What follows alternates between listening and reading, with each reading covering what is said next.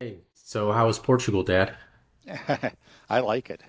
Yeah. I mean, I described it to my friend Mark as what an unpretentious country. I mean, nothing very Hmm. spectacular, but it's very laid back, very comfortable. Just very pleasant all around. And yeah, we've seen some beautiful spots. We went, on a lovely hike today. Yeah, I forget how beautiful Europe is just walking down the streets. It's just, America is just not that pretty when it comes to our infrastructure. I was talking with my buddy TJ the other day. He's like, I gotta leave. I have a family dinner at Captain D's. And I'm like, that's America in a nutshell. Going out to eat at Captain D's, where in Europe Uh-huh. you get to sit at these nice little cafes and Yeah, like yeah. at these old buildings and cobbled Right. streets. Right. Today we went up to the old part of town. There's a castle on top of the hill and a 15th century cathedral, and nearby there are cafes and restaurants. And we stopped and had a long leisurely meal at one of them. It was about yeah, yeah, Yeah. very nice experience all around. I like the place. Okay, well, we'll jump into it. So today is July 26th. Did you watch the speech that Biden gave to announce that he's dropping out? I know you were flying during that time, Right. so. I will beg forgiveness, because I was traveling. I was thinking that's something that I should have done. I read some summaries of the speech, some analysis of it, but no, I didn't watch it. Do you have any take on it that you'd like to state, or should we just move to something else until you've actually. Yeah, okay. We'll see. Um, no, maybe I really would just be repeating what other commentators said. I know other people noted that he never explained why he dropped out. It was rather odd. Right. Um, Yeah, it seemed like kind of almost like he was just kind of going over his accolades. It's like it was almost yeah, like he was right. campaigning still, but he wasn't. Uh-huh. But we can dive into that later. Maybe we could talk about something that I just was thinking about last night. It's not geopolitics, but I would just I hear these rumors or these claims that the state is trying to break down the nuclear family. And I Uh-huh. understand that there are certain policies that the state implements, and they get rid of the language, don't use the term parent, mother and Hmm. father, use parentage, or, we're going to promote non traditional social family structures or Hmm. non traditional marriages, and, we'll make gender a social construct. And I understand how these things can erode at the nuclear family. But I'm wondering, do you think that there's actually something intentional that they really want to get rid of the nuclear traditional family? Or is this just them going on their kind of progressive inclusivity train that's kind of gone off the Right. rails a little bit, and these Yeah, are I think unintended it's yeah, consequences? I think it's mostly the latter. I mean that most of the people that are behind this that advocate these kind of policies are not so much intent on destroying the nuclear family as I think in a way you have to take them as their word that they want to celebrate alternatives. Now, in doing that, they end up, um, I I think perhaps unintentionally, maybe to some extent intentionally devaluing the nuclear family. They knock it off its pedestal. I think that you have to say that is intentional. It's not supposed to be on a pedestal. It's supposed to be equal with every alternative, right? And they don't see a problem with that. They don't. They say, we're just all, every expression of family, every form of family is equally valid. That's the new world that we live in, and we can all be happy. Um, I think I would just argue against them that really the nuclear family, the traditional nuclear family, is the building block of any society. That's where how new children are brought into the world and educated, and that's how we create our next generation. That's how society continues. Um, and you simply can't. That should be at the center of, that should be what's celebrated. That should be what's standard. Every society needs a center, and I think that's something maybe they just don't understand. Now there are some people that clearly are just driven by hate, and for whatever reason, I think they really do want to tear down the nuclear family. They just as soon see it gone. Maybe it was some childhood experience or whatever, but they're more of an exception to the rule. So, what are some of the problems that arise when we start to break this down and don't put the nuclear family as the core building block of a society? Because I agree. It sounds nice to say all family structures should be equal, and I don't think we should discriminate against other people's, way of life or whatever. But I inherently kind of understand that there's something very important about having this traditional nuclear family as a young father myself. But how would you respond to people saying that, like, what's wrong with, what's wrong with having all these different family structures on equal footing and promoting these alternative lifestyles more? How does that break down society? Yeah, well, I mean, first of all, it is a man and a woman that procreates, right? That brings new life into the world. I mean, it's pretty basic on that level. Well, now that's And then, controversial, I guess. okay, So yeah, it shouldn't be. See, that's the problem, and it's the most essential thing. Um, yeah, sometimes it's hard to argue these things intellectually. These are things that that you feel or you just know. It was something that we all knew at one time. The kind of things that are advocated now were unthinkable. Even a couple of generations ago. Well, yeah, I don't know. Let me think about it a bit. yeah, I think there's a lot to be said, but it's something I just need to collect my thoughts on. yeah, I think it's just when I try to think about the breakdown of just sort of American society and how I've seen a change just in my 10 years away from the United States, coming back here, that there is a fundamental shift. It's hard to put your finger on what exactly is wrong, but I think a lot of it is tied to the fact that the nuclear family isn't being protected and supported enough. The idea that a nuclear family is really the best form of governance you have, Right. and you start to break it down, and then you get more and more people that start to marry the government or the state instead of of taking care of themselves within their own family. And then I think the problem is once sort of these alternative lifestyles that sort of only exist with essentially state subsidies, when it starts to be threatened, like, hey, maybe we shouldn't be promoting this type of alternative lifestyle or whatever, they feel that as a direct attack on them. And I think that's why the pushback is so strong, even though it isn't a majority. And it's just it's an interesting problem, and I don't understand maybe the best way to resolve this, because I obviously want to treat everybody very nicely, and I don't bear ill will towards anybody, but I do see that there is a problem in Western societies now that we are kind of almost demonizing slightly the traditional family or Christianity, and actually that's something I think also feels uncomfortable for a lot of people. When I was watching the RNC, a lot of the talks and speeches were always included God and included Jesus, and we're us as a Christian nation. And I think that makes a lot of non-Christians, or at least probably not even so much non-Christians, probably more white liberal atheists, upset Right. and uncomfortable. How do you feel about that, including God into speeches and talking about it? And I also don't like it that much with politics, because I feel like, are you just using this thing to promote some? Right.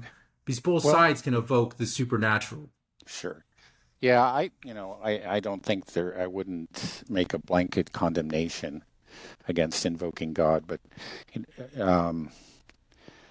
yeah, like you say, these are politicians, and I think they're using God as a vote getter for them. I mean, I must just be pretty cynical about it. If and these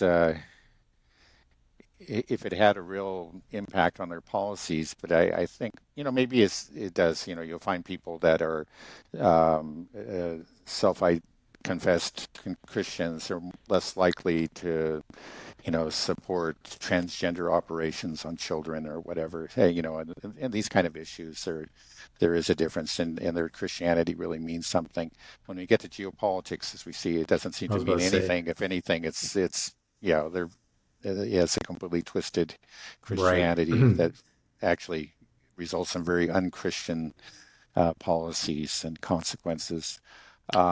So Yeah, I would rather, well, I'd rather have us be honest, even I'm a believing Orthodox Christian, but I'd rather have a secular politician who never mentioned God, but who actually ended the wars.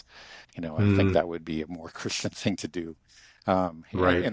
I would prefer that once again we have a Christian nation at some point, but we're so far from it that it's almost, invoking God and pretending that it's almost like we're just pretending to be a religious nation and when we really aren't.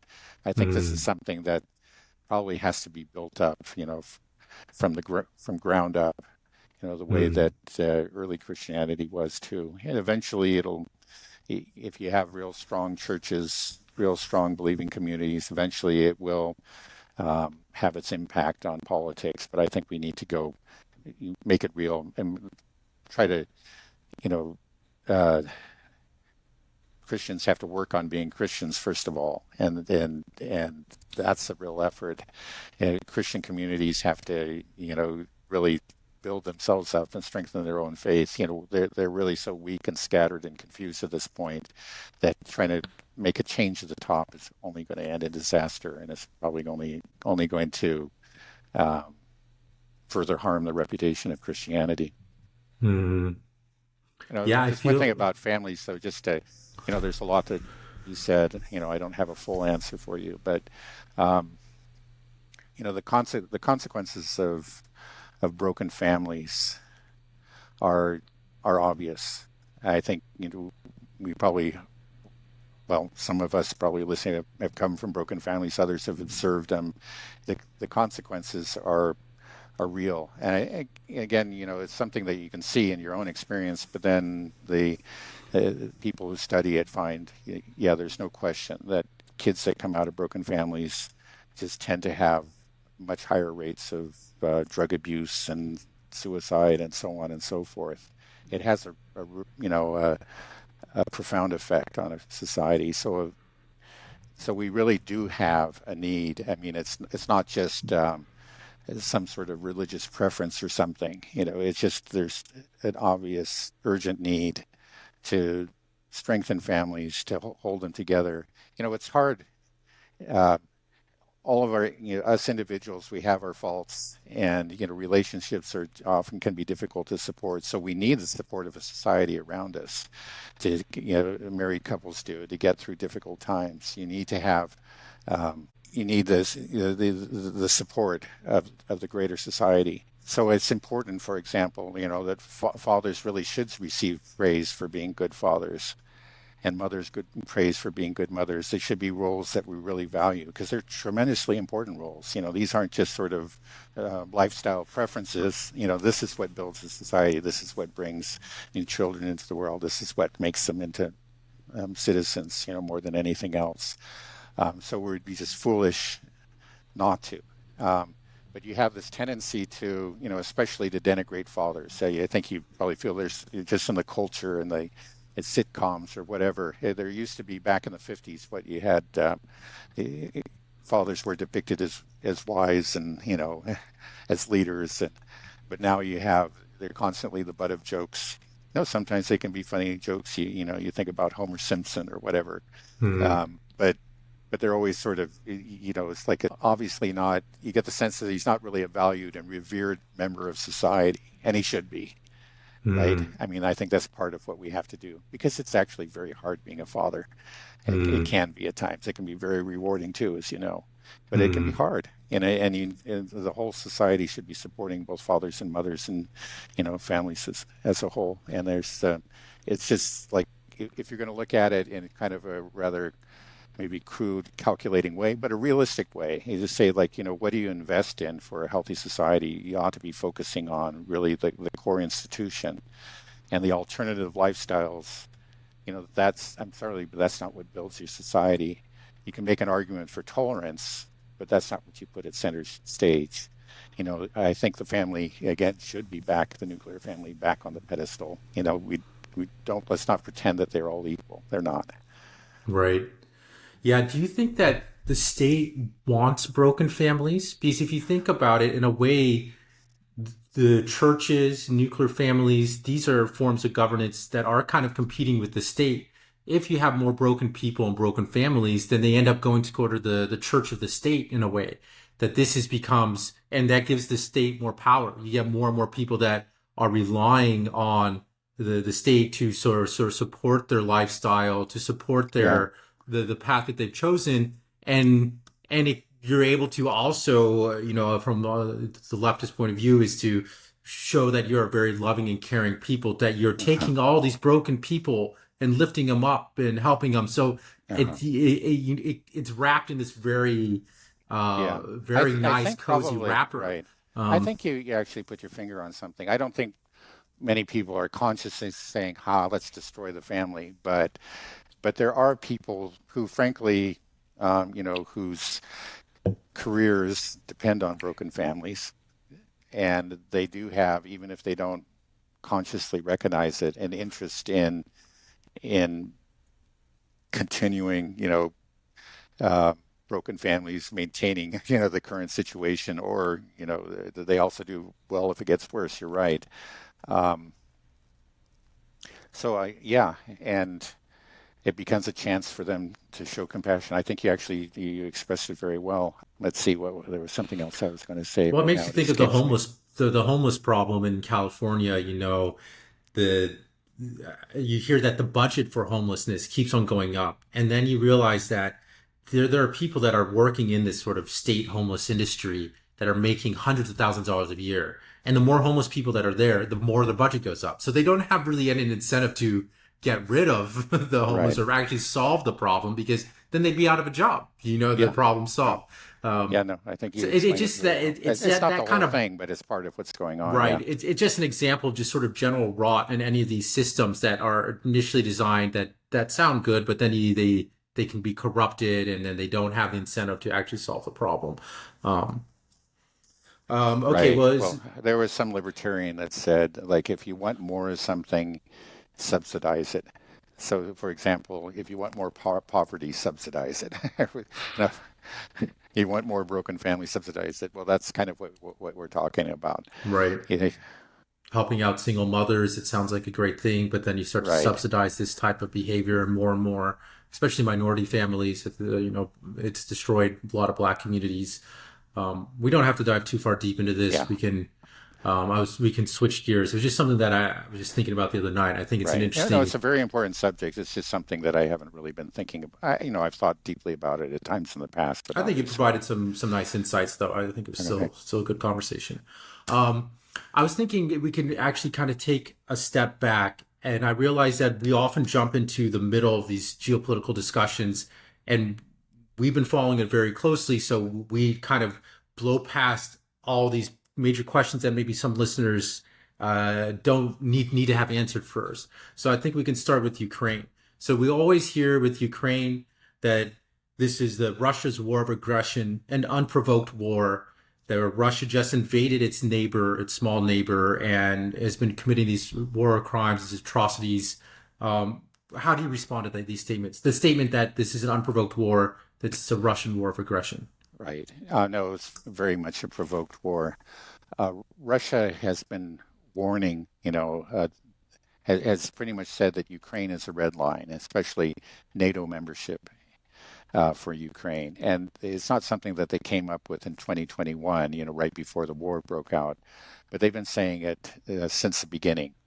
We can go all the way back to 1991 or even earlier, actually, I think 1989, where Western officials made promises to the Russian government that NATO would not advance eastward, not an inch eastward. And it was based on that promise. And Gorbachev himself has repeated this, is that he agreed to really let go of the Warsaw Pact countries, East Germany, for example. It was this agreement that led to the tearing down of the Berlin Wall. Um, Can I interrupt but you just a second? yeah, So I always hear this not 1 inch to the east for NATO right, expansion, this agreement. Some people say that there was never any formal agreement, that it was only kind of a verbal agreement or a right. handshake or nothing, any paper that's signed wasn't truly official. Is there any truth to those statements? There was never an official treaty. There actually are written records. I can't list all of them, but there was James Baker was one person who was involved in the negotiations. This was something that was oral. Gorbachev should have made it into a treaty. He didn't. He simply trusted the other side, and that's often enough, if you. But he made a mistake in placing trust in the Western side. Now, it seems to me that's hardly an excuse. Well, we didn't actually make it a formal treaty, so we can break our promise. It was a promise, and it's something that we should have kept. It was clearly a matter of great concern to Russia, and as we began to spread, as we began to move NATO to the east, they started ringing the alarm bells, and then they made it crystal clear, that Ukraine would, no matter what, that was a red line. They were upset about the expansion, but the Ukraine would be the last straw, the straw that breaks the camel's back. And we have, it's not just the Russians who were saying that, but there were many leading American officials. Probably the best known is George Kennan, was, maybe if not the greatest statesman of the second half of the 20th century, he certainly was one of them. He was actually the architect of the original Cold War policy, containment policy. But he said, very clearly in the 1990s that is a huge mistake for NATO to move eastward, and that it would eventually elicit, a forceful Russian response. And when the Russians finally responded militarily, this is actually his words. He said that the West would say that, look, this is why we have to, the Russians are clearly, the aggressors, and this is why we had to do it all along. And that's what happened. He actually was very, very prophetic. But it wasn't just him. There was also the Secretary of Defense of the time, the last ambassador to the Soviet Union, Jack Matlock. All these people were warning that there were many people. It's not unusual, actually, to hear warnings about them, the dangers of expanding eastward back in the 1990s up through the early 2000s. But eventually, these voices were silenced, and the Russians became more alarmed. There was a very famous, you say, a kind of a memo that was sent by the U.S. ambassador to Russia at that time, who was the current. That was William Burns, who is the current CIA director. This memo is titled, or is known as "Niet means Niet." What he said. This was sent back to Washington, D.C. He said, "Look, the Russians are really serious about this. That Ukraine, if we try to bring Ukraine into NATO, they will respond. It'll mean war." So we knew. So that's the thing, is we knew how serious this was, and we decided to ignore it. And then again, as we got closer and closer to the outbreak of war, the Russians started ringing the alarm bells louder. In late 2021, they say, "Look, we need to negotiate this. This has got to end," right? And we simply refused to negotiate with them. We actually had, Biden at one time said, it conceded a little bit. He said, "Okay, we won't put missiles into Ukraine." And then Tony Blinken, shortly after that, walked it back. They wouldn't do anything. They simply wouldn't listen to the Russians. The Russians had a real legitimate concern. This was right on their border. Now think about it. It's just like when the Russians installed ICBMs in Cuba, what did we do? We brought the world to the brink of nuclear war, right?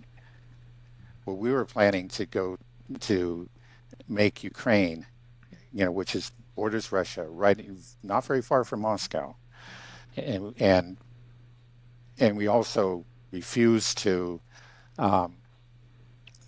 make any promises about keeping missiles out of Ukraine. So, why is it that we could respond to the Cuban Missile Crisis and one, but for some reason Russia has no security concerns of its own? Clearly, it did. We knew it. They told us. They told us again and again. We ignored it. We provoked them. We knew that it meant war, and it ended up being. Well, I mean, Ukraine's never joined NATO, right? So, why would Well, that's the problem. Is they say, okay, let's make a promise that Ukraine does not join NATO, and then and so why would Russia not want Ukraine to join NATO? Well, you think about it. I mean, it says Ukraine was building up its forces, was insisting. It already, in the months prior to the outbreak of the war, is they declared that they had the intention of retaking those territories. Not that Russia had taken, we're talking about the Donbass, which were taken by local militia who broke, in a civil war, ended up with these territories, part of Donetsk and part of Lugansk, and then Crimea, which was joined Russia after a referendum. It was their declared intention to take them back. They were building up forces. It looked like they had every intention of carrying that out, of making good on their promise. Now, if Ukraine had been in NATO at the time, what would that have meant? That would have meant that if a conflict arose between Russia and Ukraine, if Ukraine invaded or began a military operation to reconquer those territories, then if Russia responded, it would be Article 5 and a war between Russia and all of NATO. That's what they were looking at, and so it was clear. So the way the Russians understood it, they saw a threat, right? A dagger pointed right at their heart, and they did pursue diplomatic solutions. We mentioned there was that flurry of diplomatic activity right before the war began, the offers, the warnings. But we can go back a little farther, a few years earlier, 2014, 2015, when the Minsk Accords, right, were drawn up. Now, again, that was an effort to avoid war. It was actually, it was an offer actually also for an opportunity for Ukraine to regain those territories against the will of the local people who did want to rejoin Russia, the people of Donetsk and Lugansk. But for all those years, 2015 all the way through 2022, there was no effort on the side of Ukraine to actually implement those accords, which would have given them sovereignty over these Russians, but granted those two regions, Donetsk and Lugansk, but granting them a certain amount of autonomy. There was an opportunity to do that. They clearly had no intention, and instead they built up their forces. So again, Russia saw what was happening and chose to respond militarily.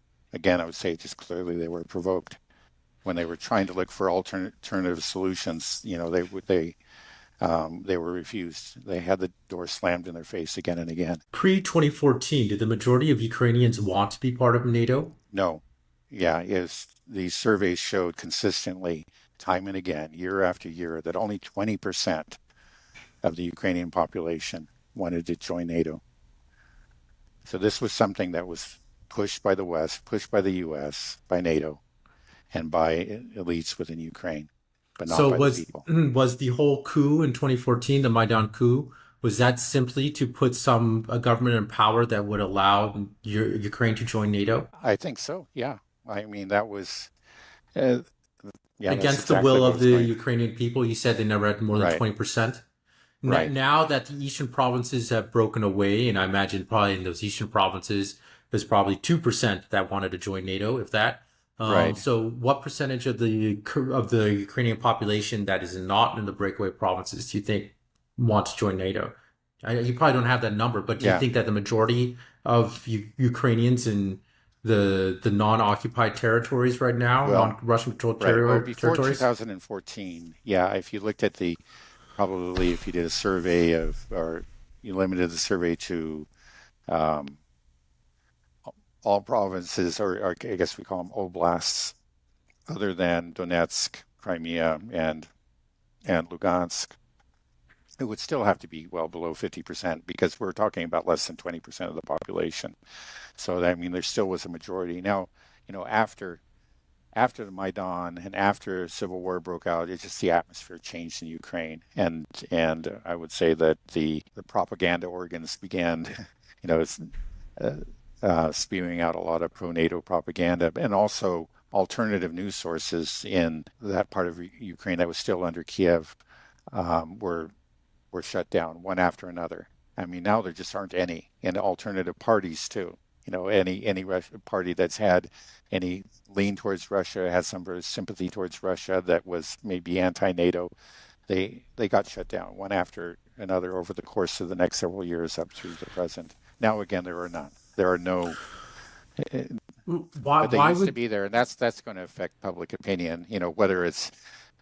Whether it's honest public opinion or not. Again, we talked about phone surveys. I don't know a lot of people after seeing all that. Okay, these opinions are illegal. Maybe I better not voice them. why would the US be so insistent on bringing Ukraine into NATO if the majority of Ukrainians, if less than Oh, 20% yeah, of the they population right. didn't They want don't to be they don't part of give a NATO? damn about that, right? I mean, it's But not but about what's Ukraine. It's about why? Russia. It's about Russia. It's about um, simply weakening Russia. You they But did they they're feel like Russia was that much of a threat? I mean, after the Cold War, I mean, right, Russia was decimated. And right. that's the thing. The Soviet Union doesn't exist. We won the Cold War. It's Uh-huh. over. And now it's our team, our people. People like Jeffrey Sachs going in there and helping them set up. Our guys are in there involved in the Right, restructuring of Russia. right. So Well, they're not our enemies anymore, right? right. So Well, things had already changed in Russia. I mean, in the 1990s, right, Russia was like flat on its back, right? And um, so we could do whatever we wanted, really. We bombed Serbia, and Russia couldn't do anything about it. But that was a wake-up call in Russia. There was kind of a humiliation. They saw a brother country being attacked, and they really couldn't do anything to protect it, right? But things changed, and that basically Putin came in power and began to rebuild Russia and arrested or disempowered the oligarchs. And with this new Russia that was beginning to assert itself, that was the problem. When Russia was flat on its back, that was okay. We had nothing to worry about, right? But it's just the U.S. did not. I think it just came down to it. They saw that Russia was a threat to global U.S. hegemony. Um, more so than like China? I mean, no, well, surely not not, right? Yeah, not more so, but it is a threat. It is a great power. It's not maybe a superpower. It's not on par with China, but it is still a great power. But I mean, And Russia and wasn't. It wasn't in. It's not invading other countries. It's not. I right, mean, it was getting involved a bit in the Middle East, like in Syria. It's true the right. Russian At military the was there. invitation of the Assad government, right, Hmm. to fight, al-Nusra and ISIS. Okay. Yeah. Well, So there's.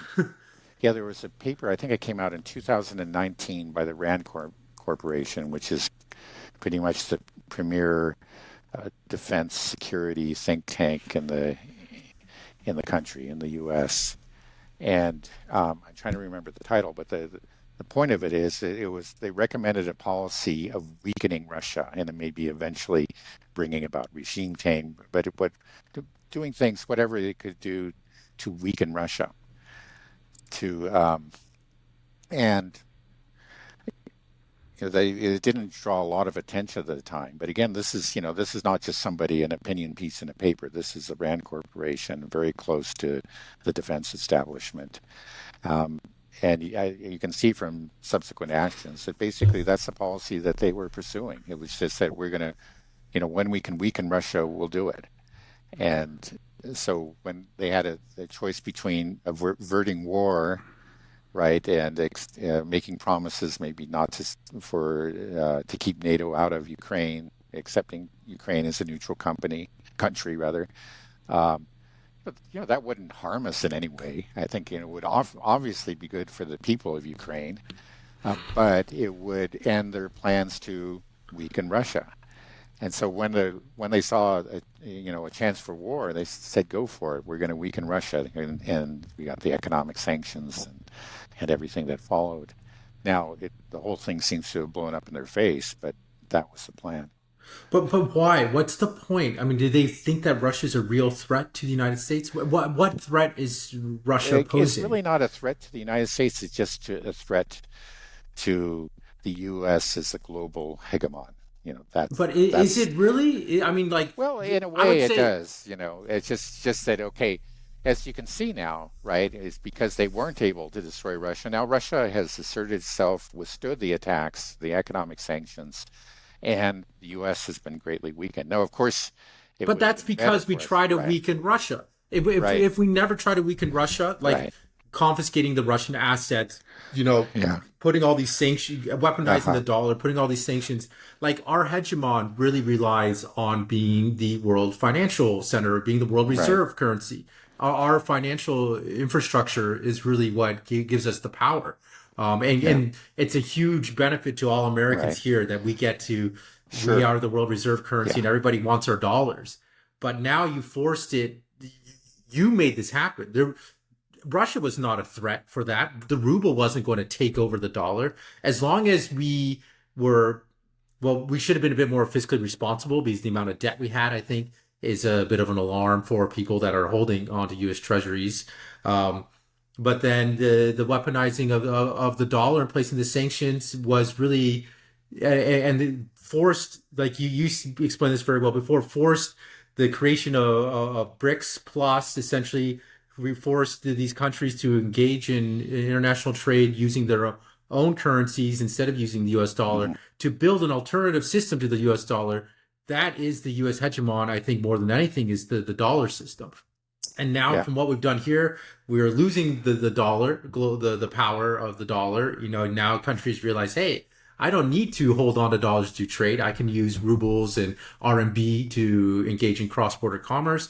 And then the other thing that's been exposed is that, hey, actually, the military hegemon part is not even so true anymore. It looks like the U.S. military isn't that great. Seems like they don't even have a single plant in America that builds TNT. Apparently, we right, can't produce many things. We're being exposed as a paper tiger. right, We could have maybe maintained this hegemon illusion for yeah, much longer, yeah, or even if it's not militarily, as long as we were a country that never engaged in lawfare, was and did not confiscate, and was apolitical when it came to currency, to the use of the dollar, that we weren't going to weaponize it, confiscate assets, then we could have maintained that dollar standard world reserve currency for indefinitely, as long as it right, was a fair, equitable right, system.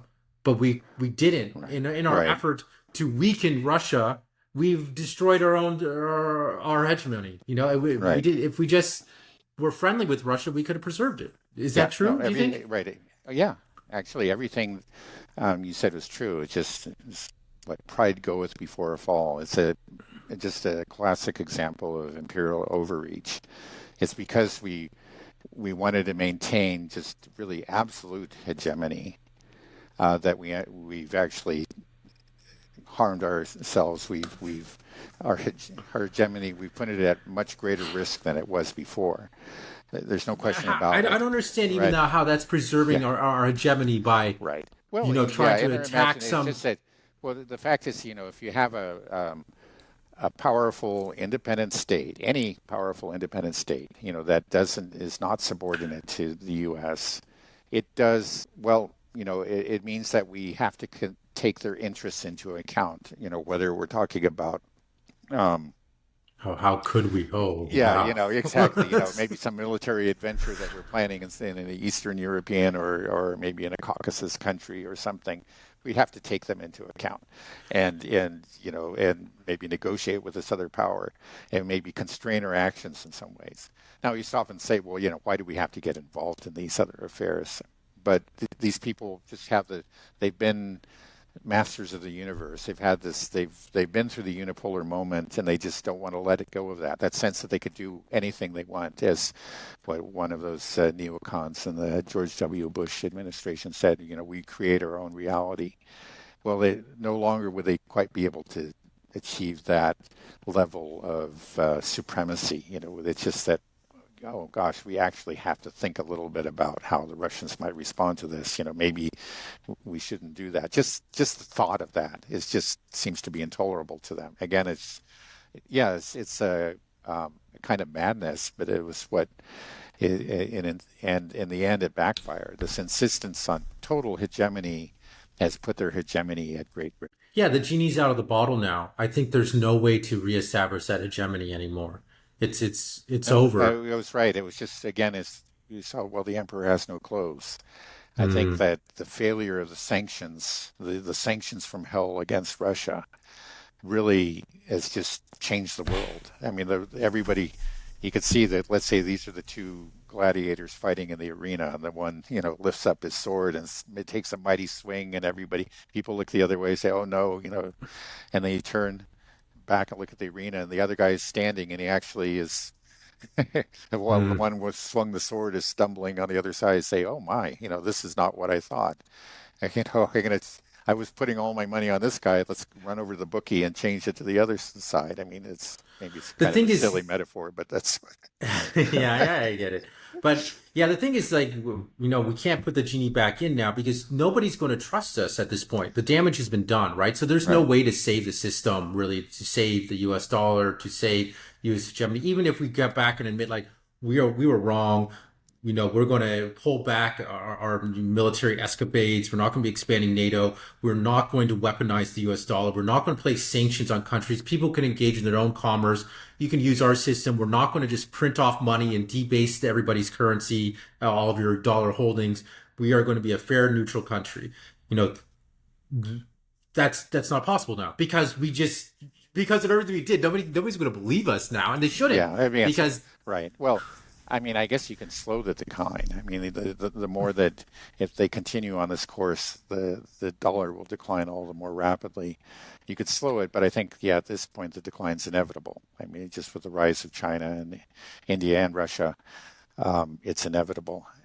And yeah, they could have maintained the hegemonic position of the dollar much longer if they hadn't done what they've done. But again, these things are based on trust above all, in a kind of in a faith in the system, and that faith has been, irreparably yeah, once it's damaged. lost, it's irreparably lost. Again, you say, okay, this is a flawed system.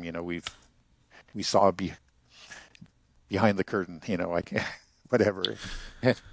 Yeah. Why did I move back to the U.S.? Whenever we talk about these things, I'm like, Yeah, right. You should move to maybe. Portugal. I was just seeing the streets. I was thinking, like, man, yeah, I would love to live in Europe. Maybe we'll see one of these days. Yeah, It's still exciting to be yeah. here, even though we Uh-huh. know that I'm in the beginning of the collapse. Not even, I would say, the decline. It's the beginning of the collapse here in the United States. It's exciting to think about what to come afterwards, and maybe I can be part of that system to build back again in this new system. Right. It's an adventure. Maybe things could have been better if I stayed in Shanghai, but I'm here now, and I guess I'm Yeah. going to tough it out. So, Yeah. I think it's. yeah, I was thinking that you might go off to Portugal and Moscow and maybe not come back and leave me here with the. We'll see. No. No, no. Okay. Well, let me try to pivot over to Kamala Harris. I just want to talk about Kamala Harris a bit because when I've been editing some clips, all the ones I've been doing recently is things about Kamala Harris. People like to hear about Kamala.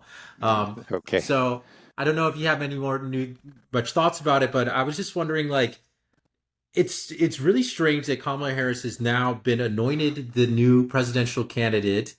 Essentially, it doesn't seem like there's really anybody else that's going to be there. I don't know if there's going to be any type of primary process. They just say, forget those 14 million people that voted in the primaries. It's now Kamala Harris. But Biden's still Uh-huh. president. Isn't that kind of weird? Wouldn't it be better for her, Kamala Harris, if Biden stepped down now and Kamala was the incumbent? Wouldn't that give her a stronger position? What are your thoughts on that? Do you have thoughts? Um, I don't really have thoughts on that. Well, maybe I have some, but it's just, eh, in a way, though, it's an advantageous position for she. Well, okay, she has Biden.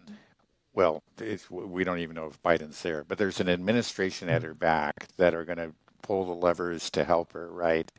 Yet at the same time, she can focus on campaigning. I don't know that there really would be a big advantage for her to take over the reins of government.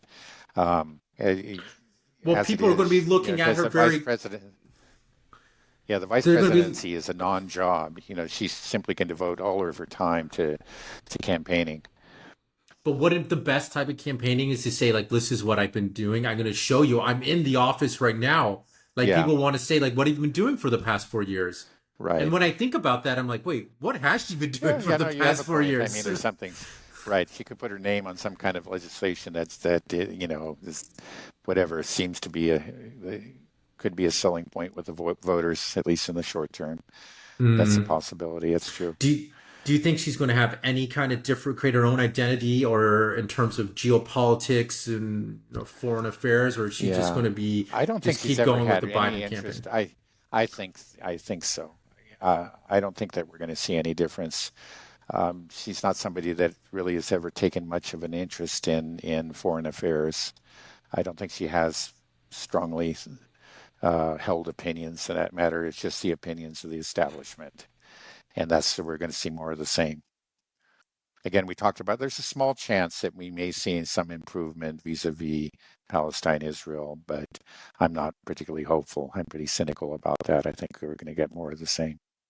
Right. Well, we were predicting that there will be, all hell will break out in the Middle East soon.